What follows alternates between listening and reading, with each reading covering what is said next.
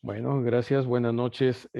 Pues ahora vamos a hablar un poquito, vamos a hacer un recorrido sobre esta temática que trae y conlleva muchos bemoles todavía hoy día.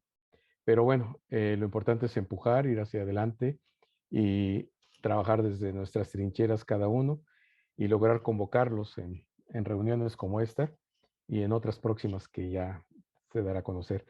Aquí no me dio la tartamudez por debajo del título antes de mi nombre, dice DHC, DHC, son los dos doctores honoris causa que me preceden a mi titularidad de ortopedista. Entonces, ya ubicados acá en la ciudad de Querétaro, en Medicatec 100, que ahora estamos integrando la clínica de ortopedia, traumatología, rehabilitación y ortopedia regenerativa, en donde, como ya platicó un poco Rodolfo, vamos a tener una inversión española y vamos a ser capaces de producir desde una célula hasta un órgano bioimpreso como meta dentro del desarrollo de este laboratorio a través del tiempo.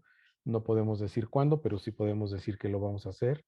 Vamos a contar, entre otros, con un gran cirujano trasplantólogo del país, quien se va a encargar de llevar a cabo todos esos procesos y procedimientos, así que vamos a hablar un poco de esto. A veces nos peleamos de que si tenemos o no tenemos posibilidades de ver pacientes, de darles la atención. Pues esto es más fácil que acabe con los médicos que existen en el rumbo que podamos resolver los problemas, ya que pues 2.100 millones para el año 2050 de adultos mayores de 60 años con problemas de envejecimiento, pues realmente alcanza para todos. Este aumento pues realmente constituye un reto social, un reto para las ciencias que lo estamos viviendo en forma muy importante, puesto que ya cada vez tenemos un mayor porcentaje de gente por arriba de los 100 años, los centennials, y lo cual está siendo un problema social, económico y también de salud, puesto que no estamos preparados para tener este tipo de atención a esos niveles. Y hay una serie de enfermedades que van relacionadas con los aspectos inmunológicos y los aspectos del envejecimiento a través de la senescencia celular y que van a ser todo el entorno de este proceso. A veces nos cuesta trabajo comprender los números y bueno, por ejemplo, aquí vemos que si para el año 2050 una de cada 6 personas mayores de 65 años van a tener problemas y que representan el 16% de toda la población. Y este número de mayores de 80 años se va a triplicar también en el 2050 en forma secuencial. En el año 2018, las estadísticas nos hablaban de que había más personas mayores de 65 años que niños menores de 5 años en todo el mundo. Eso nos habla de la relevancia que requiere este grupo de edad del cual nos encontramos muchos de nosotros inmersos. Y además el número de estas personas mayores de 80 años que se va a triplicar va a ser tan grande que realmente creo que va a haber para todos y no vamos a alcanzar a resolver las problemáticas que van a vivir. Sin embargo, por ahí no contábamos con un factor que fue trascendental y que todavía no salimos de él, que ha sido la pandemia, la cual nos ha hecho la observación de que este problema ha decrecido la longevidad del ser humano en 1.6 años. Es increíble. Antes teníamos 82.4 años y vamos a decrecer ese porcentaje, lo cual nos va a llevar realmente a una situación compleja y todavía de mayor envergadura en ese sentido. Pero no solamente eso, sino que también el cambio climático. Van a decir, ¿qué tiene que ver con la ortopedia? Pues algo muy importante. Antes las noches eran un medio de oportunidad para enfriar el cuerpo. Y literalmente existen estudios bien conocidos donde sabemos que la temperatura corporal en la madrugada normalmente es cuando baja más. Inclusive eso está vinculado con los dolores nocturnos en el crecimiento, que no son como tal, sino deficiencias hormonales y que sabemos que esos condicionan alteraciones en las zonas de crecimiento. No son dolores de crecimiento. Los dolores de crecimiento como tal yo no los consigo y no los entiendo como tal. Un dolor siempre va a tener un trasfondo desde el punto de vista orgánico y no nada más por el simple hecho de estar creciendo. Y esa condicionante precisamente se ha venido modificando cuando esa condición del descanso nos permite tener durante el transcurso de 8 horas una regeneración y recuperación de más de 5,000 trastornos génicos que vivimos día a día en nuestra vida cotidiana. Entonces, esa es una de las razones importantes que reviste el sueño fisiológico. Entonces, esto a través del tiempo va a venir y ya viene, yo creo que todos lo estamos viviendo y lo comentamos incluso ahorita en el webinario, donde precisamente existe un decremento de la calidad del sueño y esto conlleva a que ese mal sueño, con esa pérdida de tiempo de descanso, se incremente el estrés. Y al incrementarse el estrés, volverse crónico, es un inductor de una inmunodeficiencia progresiva que puede acabar hasta en un trastorno genómico que va a traducirse en una enfermedad que va a ser constantemente recurrente y presente. Y bueno, finalmente llegamos a las puertas del infierno de lo que es la osteoartritis en nuestro medio, en donde sabemos que hay 3 grandes factores que la están desencadenando. El envejecimiento propio de la población, el sobrepeso como una condicionante, no como tal de sobrepeso. Sabemos muy bien que hay pacientes que pesan 45, 50 kilos y tienen osteoartritis, y una osteoartritis compleja.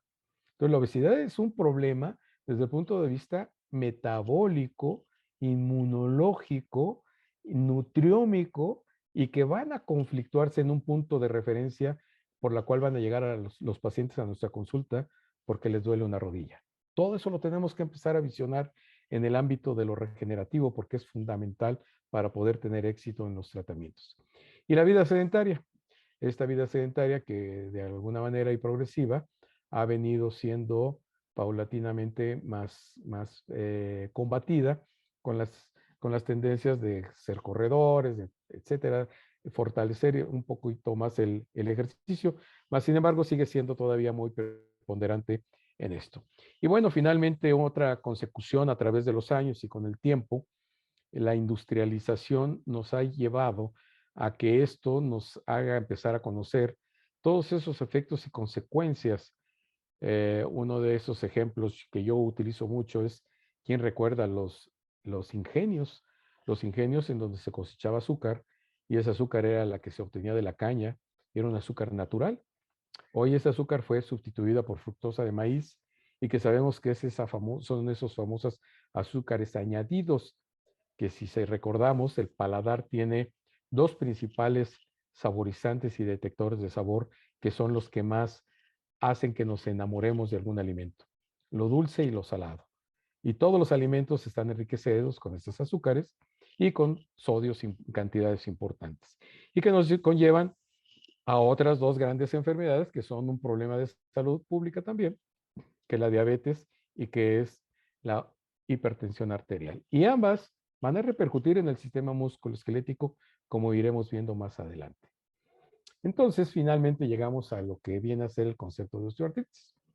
Y el punto medular viene a ser la pregunta fundamental. ¿La reacción inflamatoria desencadena los cambios de la osteoartritis? Pues pensándolo de esa manera, vamos a tener una sinovitis, que sabemos que es una reacción inflamatoria de la membrana sinovial, y que es un hallazgo que va a ser relevante en la prevalencia de las etapas avanzadas de la osteoartritis como un estado de la enfermedad. Y eso nos vuelve a llevar a una pregunta. Entonces, la inflamación es secundaria a los cambios de la osteoartritis. Vamos a ahondar un poquito más en esto de la sinovitis como un ejemplo clínico de lo que nosotros vemos con aquellos pacientes que llegan con las rodillas hechas un globo o aquellos que llegan con las rodillas normales, pero que traen una discapacidad funcional muy significativa. Entonces, tenemos que a nivel local todos estos componentes pues van a estar inducidos fundamentalmente por las metaloproteinasas de la matriz celular y otras enzimas que van a ser los factores que van a determinar la degradación del cartílago de manera secundaria a la destrucción de los proteoglicanos que van a ser los fundamentales estructurales de el cartílago articular y del colágeno. Entonces, estos van a tener injerencia con el líquido sinovial que este contiene una cantidad importante de mediadores inflamatorios Y aquí es donde utilizamos un marcador sérico muy importante como marcador de progresión de la osteoartritis, que es la proteína C reactiva, que es fundamental en este tipo de diagnósticos y de tratamientos, a través de los cuales sabemos que se van a desencadenar trastornos asociados con las citoquinas, que hoy día cada vez sabemos más derivado de esta pandemia y por todo lo que implicó la cascada, la famosa cascada o lluvia de las citoquinas, que fueron letales para la vida de muchas personas y que, bueno, no están exentos en el sistema musculoesquelético y los famosos formadores de óxido nítrico, en donde hay una serie de elementos terapéuticos que han tratado de influir, ingerir en este tipo de procesos, pero que no han conllevado una solución. Y sí, se ha llegado a finalmente escuchar o leer a grandes maestros como es el doctor Philippe Gernigo, quien ha establecido este tipo de interacciones desde el punto de vista sinovial, cartilaginoso y hueso subcondral. Tenemos que entender y comprender todos estos principios de efecto, causa-efecto en la manifestación clínica de una osteoartritis, ya que cada paciente va a tener su propio camino y su propio destino. Y para eso tenemos que recordar que el hueso subcondral es una parte capital fundamental en el crecimiento, en el desarrollo, en la formación y en la persistencia del cartílago. Entonces tenemos diferentes patologías que tenemos tiempo ya trabajando también en esta temática, en donde sabemos que de alguna forma hay una interacción entre la osteoartritis y la osteoporosis, porque finalmente son afectaciones del hueso metafisario que van a ingerir en el comportamiento de las manifestaciones clínicas que bien sabemos y que a veces desdeñamos desde ese punto de vista, y cuando ambas están asociadas, que es un efecto muy común en nuestros pacientes, esa asociación de osteoartritis con osteoporosis, pues entonces cuando se juntan y se expresan sintomáticamente, yo les digo a mis pacientes, pues ni las hermanitas de la caridad van a ser las que van a tolerar ese tipo de problemáticas. Entonces, tenemos que entender que finalmente durante años el proceso osteoartrítico va a tener un proceso evolutivo que tenemos que ser capaces de detectar en principios, en condiciones y comportamientos que van a evolucionar y que generalmente van a terminar en esto, pero que también sabemos, y ese es un área de oportunidad que nosotros vemos en forma muy importante, y hay múltiples metaanálisis, estudios cohorte, etcétera, en donde se demuestra y se determina que cerca del 20% de estos pacientes sometidos a esos tratamientos resolutivos locales y no sistemáticos van a tener una insatisfacción con los resultados derivados hasta de un buen implante perfectamente colocado. Que en estos casos, pues finalmente son grandes cirugías, resoluciones determinantes. No estamos en contra de ellas, no estamos diciendo que esto no debe o puede hacerse o sucederse. Lo único que decimos es que antes de llegar a ello, existen estos mecanismos de tratamiento que nos pueden coadyuvar, uno, a postergar esto, dos, a evitar que suceda.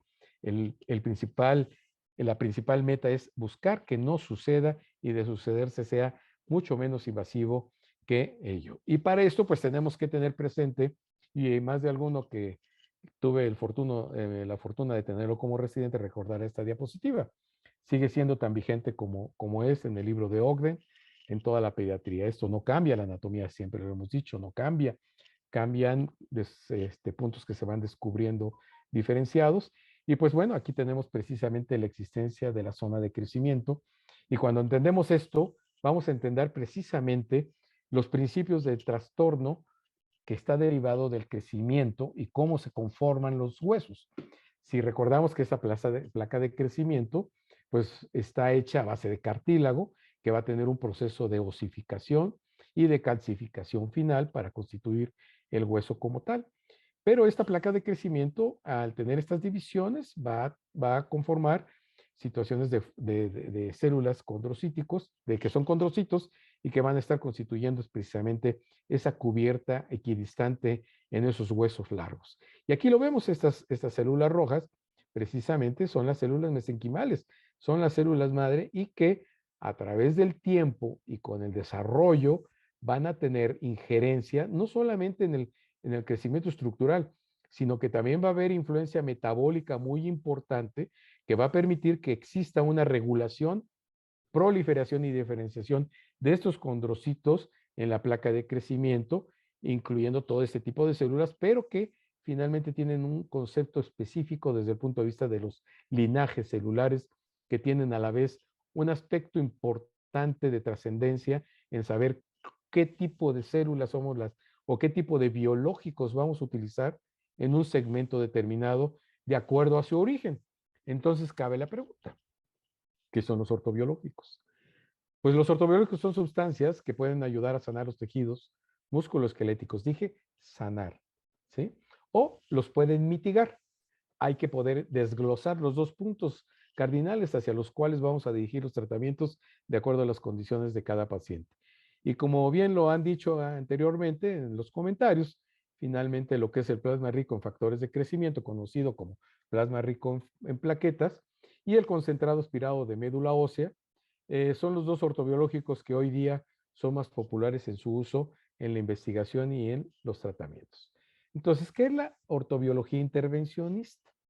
La ortobiología intervencionista es un término acuñado más recientemente, en donde el médico que lo va a practicar, que puede no ser necesariamente un ortopedista, pero que sí tenga un entrenamiento en donde tenga los conceptos anatómicos, funcionales del sistema musculoesquelético y a través de recursos y tecnología como es la fluoroscopía, la cual es una herramienta que nosotros sabemos usar muy bien, y la otra que es el ultrasonido, que no somos tan avesados, pero que a través del tiempo podemos volvernos en expertos, van a ser los coadyuvantes básicos para el éxito de un tratamiento de esto. Si no se domina, si no se tiene, no vamos a poder tener el éxito que pretendemos. Entonces, los ortopedistas intervencionistas son quienes aplican una inyección precisa de productos o sustancias ortobiológicas guiadas.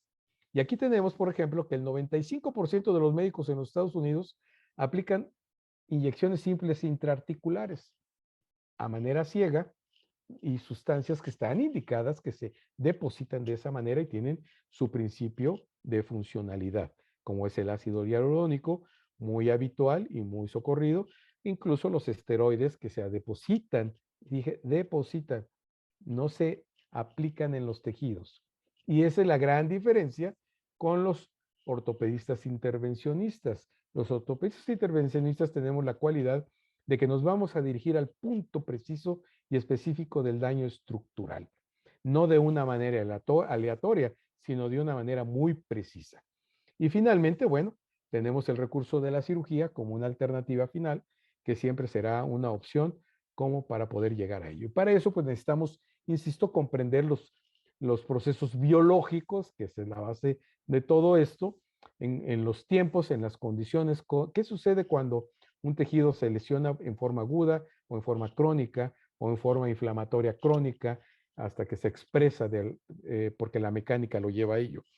Es precisamente los tiempos en que se traduce esa inflamación, tiene su ciclo de expresión, va a haber una proliferación de los tejidos y va a haber un intento biológico y natural del cuerpo por resanar o resarcir esa situación inflamatoria.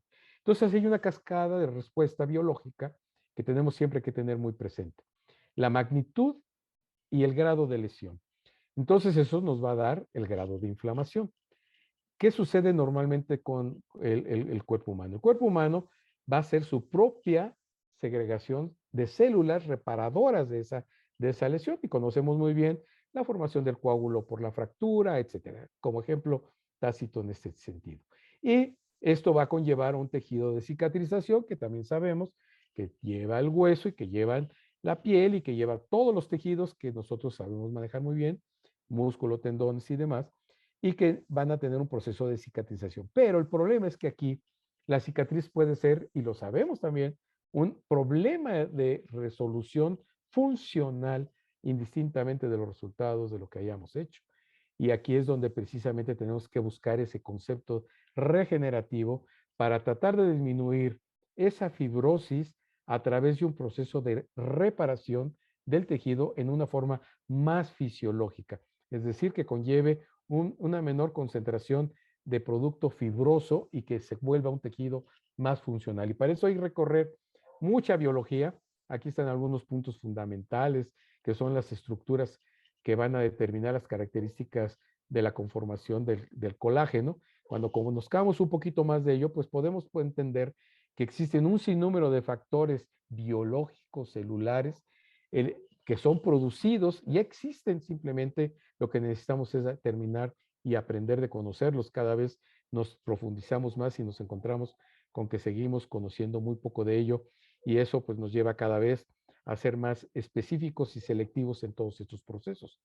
Y bueno, no deja de aunarse o de sumarse una serie de circunstancias que no nos han permitido estandarizar las condiciones diagnósticas adecuadas para poder tener precisamente el tratamiento como una resolución adecuada, ya que a veces no sabemos preponderar las diferencias anatómicas, estructurales e individuales.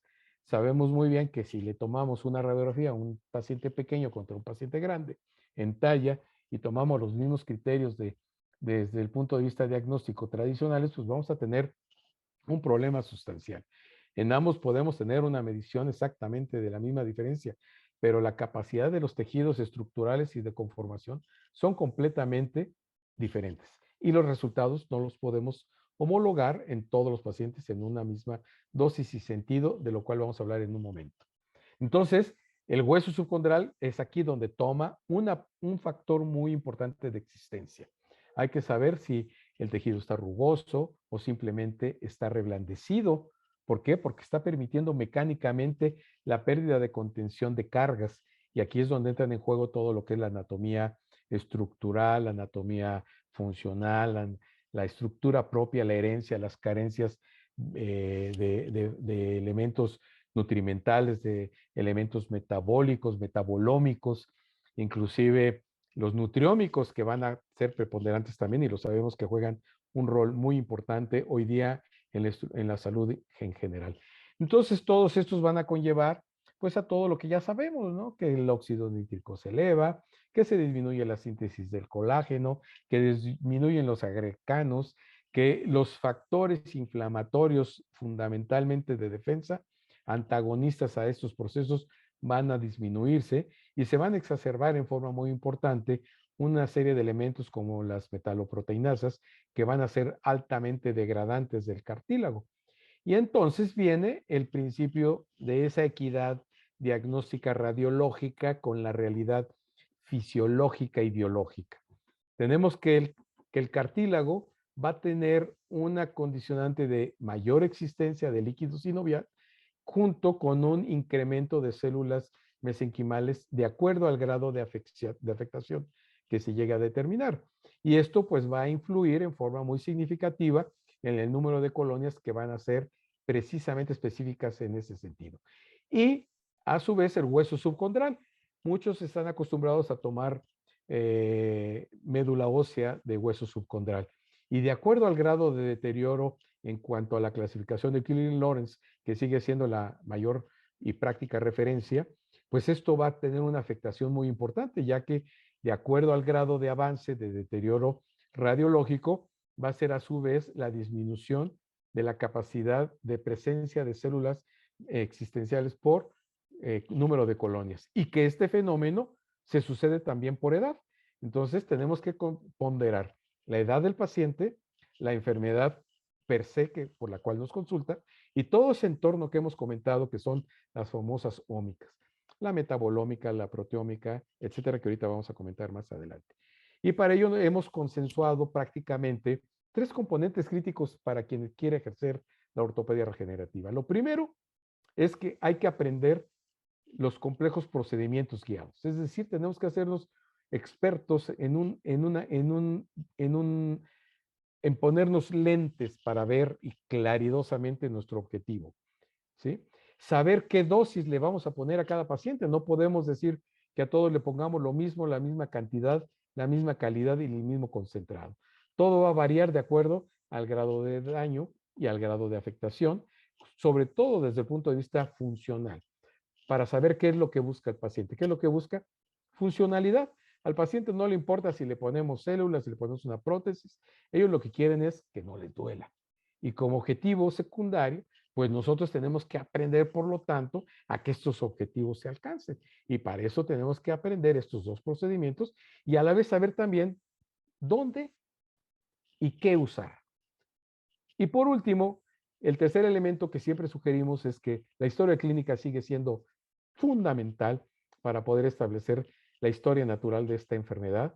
Saber determinar exactamente con precisión dónde y qué. Es necesario determinar el tiempo que necesitamos para estar ciertos y seguros qué es exactamente lo que le duele. La rodilla duele toda, pero tenemos suficientes arsenales clínicos para poder determinar si es un menisco, si es un ligamento, si es un cartílago, si la ubicación es anterior, posterior, etcétera. Todo el sinnúmero de elementos que nos van a aportar clínicamente y para eso tenemos que ser muy pausados. Desgraciadamente esto en las clínicas donde existe una gran demanda es un poco más difícil de alcanzar, pero si no hacemos las preguntas correctas y no tenemos la información precisa y no hacemos una buena historia clínica, no vamos a llegar a un buen consenso. Y las imágenes de los estudios de forma fundamental tienen que ser interpretados por el mismo ortopedista. No darnos el valor a través de la interpretación de un radiólogo. Hay infinidad de circunstancias y las hemos evidenciado en donde el radiólogo da su opinión y entramos a quirófano y resulta que no hay una ponderancia clara de la certeza que se estableció y que desgraciadamente para muchas instancias, sobre todo atenciones de aseguranza, pues esto es lo que vale, no vale lo que nosotros digamos y hagamos, pero yo los invito a que esto, como todavía no está en los hábitos de cobertura de aseguradoras, tenemos la fortuna de poder tener esta capacidad y esto nos debe de permitir precisamente tener un criterio de muy buen juicio y que nos puede llevar a una buena meta. Y aquí un ejemplo. A la izquierda van a haber 11 opciones para aplicar ortobiológicos en una rodilla. Estos 20 puntos de referencia van a tener una serie de comportamientos clínicos estructurales. Si no elegimos esos sitios y solo lo hacemos al azar, pues vamos a tener seguramente un resultado que nos va a llevar a un fracaso para decir, ya ven cómo no sirve, esto no funciona. Y pues obviamente esto no es así. Y un mismo trato para muchas opciones con diferentes productos también tenemos que saber dónde, cuándo y cómo terminarlos. Entonces tenemos que confiar en los informes que nosotros mismos vamos a tener de nuestra interpretación de estudios en el caso de una resonancia magnética, de una placa simple o de un ultrasonido. Realmente, en lo personal, yo tengo muchos años de no leer una interpretación.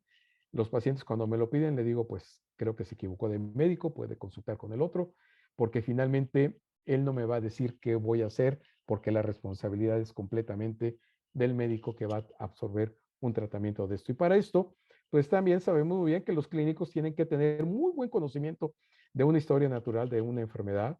Estos deben de conocer perfectamente los tratamientos no quirúrgicos en sus riesgos, beneficios y todos los reportes actualizados, como los ISADOAS, es un ejemplo que voy a poner en ese sentido.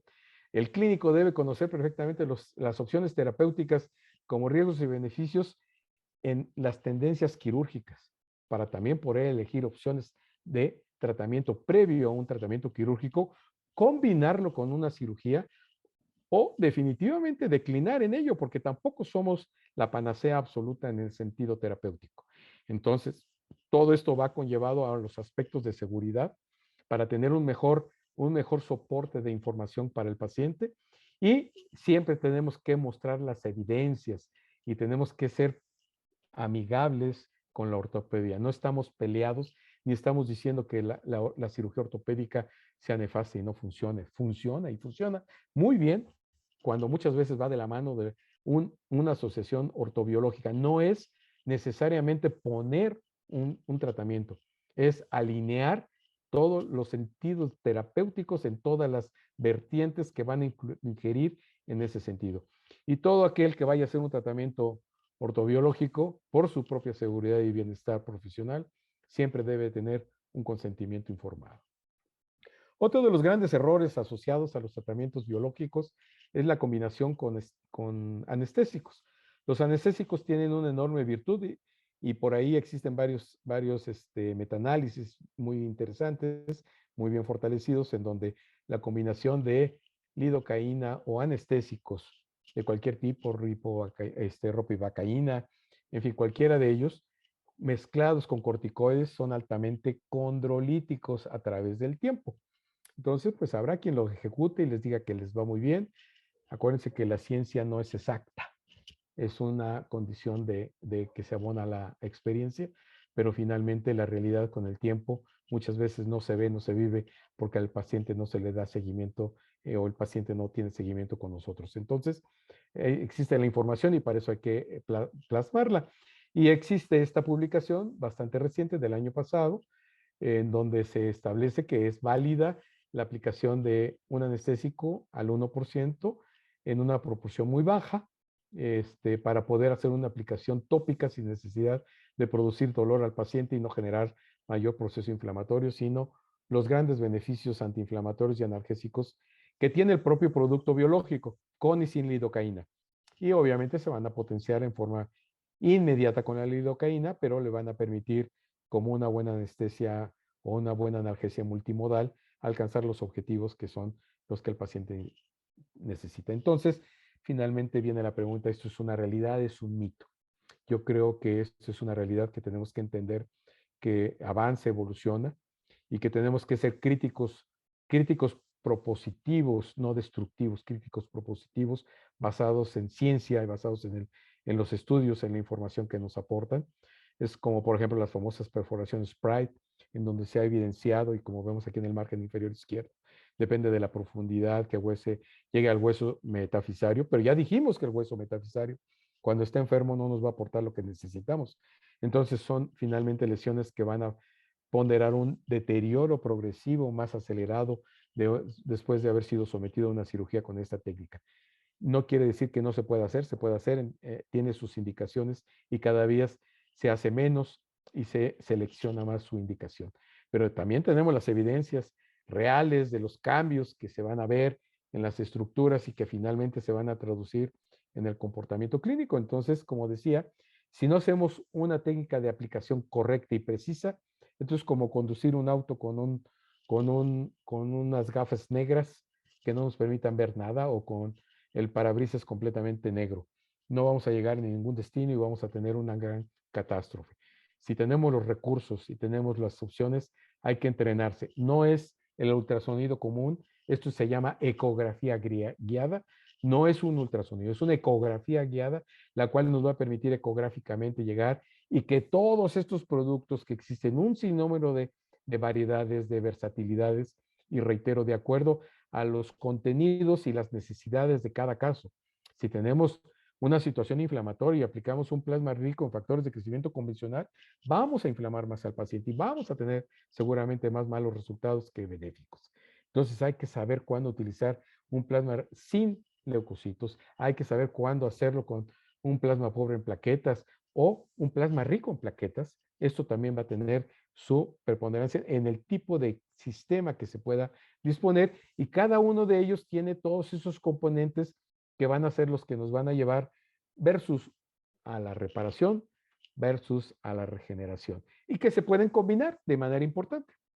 Como lo decía, se pueden combinar con procedimientos quirúrgicos de minimización que nos pueden desarrollar una mayor probabilidad de éxito con la menor, más bien con la menor intervención y si es necesario también lo podemos evitar y tal vez y haciendo un proceso ecoguiado de forma precisa, como vemos aquí, se alcanza a ver muy bien el proceso inflamatorio, bursal y demás, todo lo que es el mango rotador y como está aquí la aguja, a través de un direccionamiento preciso a un desgarro y que esto seguramente nos va a llevar a un proceso de resolutivo.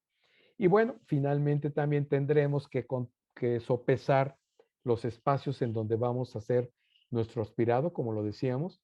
Y aquí es un ejemplo, la cresta ilíaca nos va a aportar, conforme sea mayor la concentración de acuerdo al sistema, una cantidad muy superior a la que se obtiene de un calcáneo o de una tibia distal o de una tibia proximal.